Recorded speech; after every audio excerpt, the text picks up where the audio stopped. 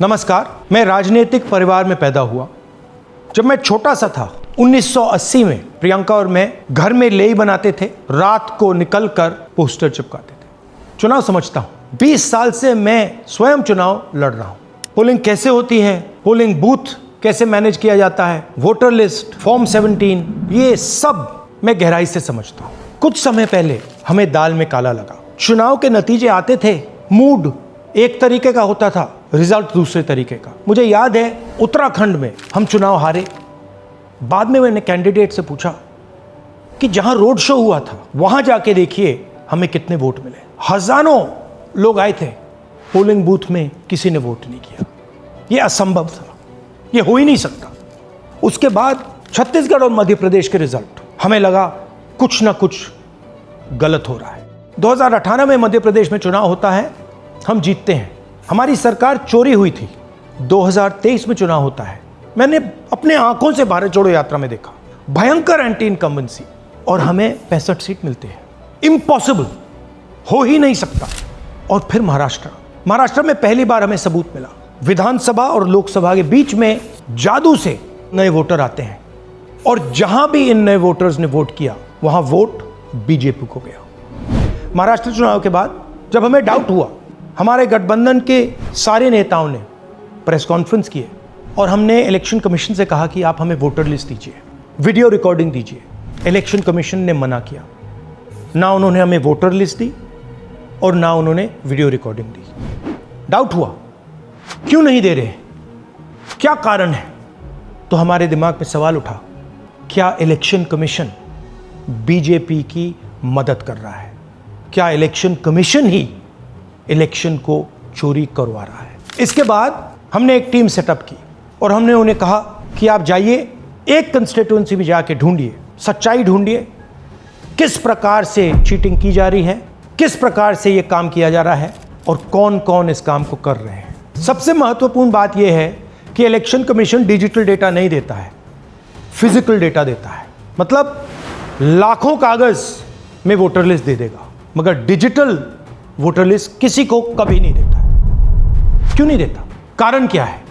कारण है कि अगर डिजिटल डेटा मिल जाए तो इलेक्शन कमीशन की सच्चाई पूरे देश को पता लग जाएगी। हमने टीम को बताया, मैंडेट दी कि आप जाके चेक कीजिए, आप 5-7 सीटों पे पता लगाइए कि चीटिंग हुई, और अगर हुई तो कैसे हुई।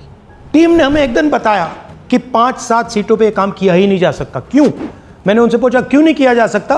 उन्होंने मुझे ये कागज दिखाए। ये जो कागज हैं, ये एक लोकसभा के कागज नहीं है, ये एक विधानसभा के कागज है, और इन कागजों को हमने मैन्युअली सॉर्ट करना पड़ा। और पूरा का पूरा काम जो हुआ है, इसमें 6 महीने लगे हैं, और एक असेंबली सीट में हम ये काम कर पाए हैं। क्यों? क्योंकि डिजिटल डेटा नहीं दिया जाता। अगर इलेक्शन कमीशन ने हमें डिजिटल डेटा दिया होता तो हम ये कार्रवाई पूरे देश में, हर लोकसभा में, हर विधानसभा में 15 मिनट में करके दिखा देते। हमारे पास अनलिमिटेड रिसोर्सेज नहीं है, इसलिए हमने ये रिसर्च सिर्फ एक लोकसभा में, एक विधानसभा सीट में की। मगर मुझ में अब पूरा भरोसा है कि ऐसी 100 से ज्यादा सीटें हैं हिंदुस्तान में। जो यहां हुआ है उन सीटों में भी हुआ है। और याद रखिए, अगर बीजेपी को 10-15 सीटें कम आती तो आज नरेंद्र मोदी प्रधानमंत्री नहीं होते, इंडिया गठबंधन की सरकार होती। जांच ने 5 तरीके की चोरी पकड़ी है। डुप्लीकेट वोटर, जिसका मतलब एक वोटर के नाम वोटर लिस्ट में अनेक जगह आ रहे हैं। फेक एड्रेस, मतलब एड्रेस है ही नहीं या फिर house number 0। Bulk voter in single address, मतलब एक छोटे से घर में 40, 50, 60 लोग रह रहे हैं। इनवैलिड फोटोज, छोटी सी फोटो है या फिर फोटो ही नहीं है, और वो जो छोटी फोटो है वो दिखती भी नहीं है। कौन है, किसका चेहरा है, नहीं पता लग सकता। Misuse of form 6। Form 6 first time voters के लिए होती है, मतलब जिनकी एज 18-20 साल की हो, मगर वोटर लिस्ट में 90 साल के लोग फॉर्म 6 का प्रयोग कर रहे हैं। चुनाव में 6,50,000 वोटर थे, उसमें से 1 लाख चोरी के थे। अब मैं आपको 5 उदाहरण देता हूं। ये देखिए, गुरकीरत सिंह डांग, इसका नाम 4 अलग अलग बूथों पे आता है। ये कैसे हुआ और क्यों हुआ? एक और उदाहरण, विशाल सिंह, वाराणसी में वोटर लिस्ट में नाम है और बेंगलोर में 2 बार वोटर लिस्ट में नाम आता है। क्या ये वाराणसी में वोट कर रहे हैं या बेंगलोर में वोट कर रहे हैं या दोनों जगह वोट कर रहे हैं? एक और उदाहरण देखिए, हाउस नंबर 0। तो आपने कभी सुना है हाउस नंबर 0? हमने तो नहीं सुना था, मगर बेंगलोर में हजारों हाउस नंबर 0 हैं वोटर लिस्ट पे।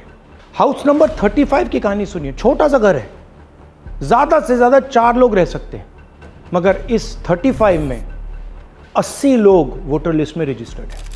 ये ईआरओ ने कैसे अप्रूव किया, क्यों अप्रूव किया, पता लगाना है। अच्छा, अब ये देखिए वोटर लिस्ट, इनकी फोटो देखिए, या फोटो है ही नहीं या फिर छोटी छोटी फोटो है तो दिख नहीं सकती। इन वोटर आईडीज पे वोट दिया गया है। अब मैं आपको बताता हूं शकुन रानी की कहानी। फर्स्ट टाइम वोटर बनी है, 70 साल की आयु है। एक बार फॉर्म 6 का प्रयोग किया और उसके कुछ ही महीने बाद दूसरी बार फॉर्म 6 का प्रयोग होता है। 2 बार इनका नाम वोटर लिस्ट में आता है और फर्स्ट टाइम वोटर की लिस्ट में आता है। ये फर्स्ट टाइम वोटर हो ही नहीं सकती। तो क्या शकुन रानी जी ने वोट किया या किसी और ने शकुन रानी जी के लिए वोट किया?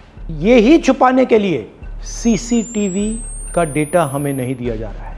और ये शकुन रानी जी अकेली नहीं है, ऐसे हजारों लोग हैं जिन्होंने फॉर्म 6 का प्रयोग करके 2-3 बार वोटर लिस्ट में नाम डाला है। हमने पहले इलेक्शन कमीशन से इलेक्ट्रॉनिक वोटर लिस्ट मांगी थी, सीसीटीवी फुटेज मांगी थी।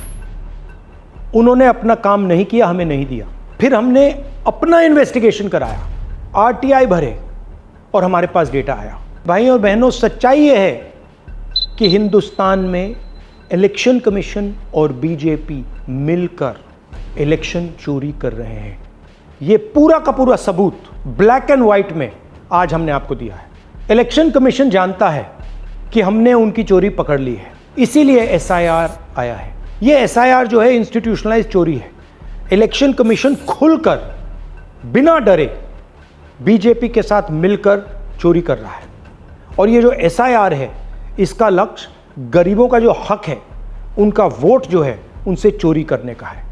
मैं आपको एक और बात बताना चाहता हूं। इस पूरी इन्वेस्टिगेशन में हमने वोटर एडिशन को देखा है, मगर जितना एडिशन होता है शायद उससे ज्यादा डिलीशन होता है, सब्ट्रैक्शन होता है। तो ये सिर्फ एक मेन तरीका हमने पकड़ा है, दूसरे तरीके पे हमने इन्वेस्टिगेशन की ही नहीं अभी। मैं इलेक्शन कमीशन और इलेक्शन के ऑफिसर्स को साफ कह रहा हूं, आप जो कर रहे हो गलत कर रहे हो, ये ट्रीजन है, देश के खिलाफ है। ये मत भूलिए, टाइम आएगा हम आपको पकड़ेंगे, बचने वाले नहीं हो। It is critical that we expose voter चोरी।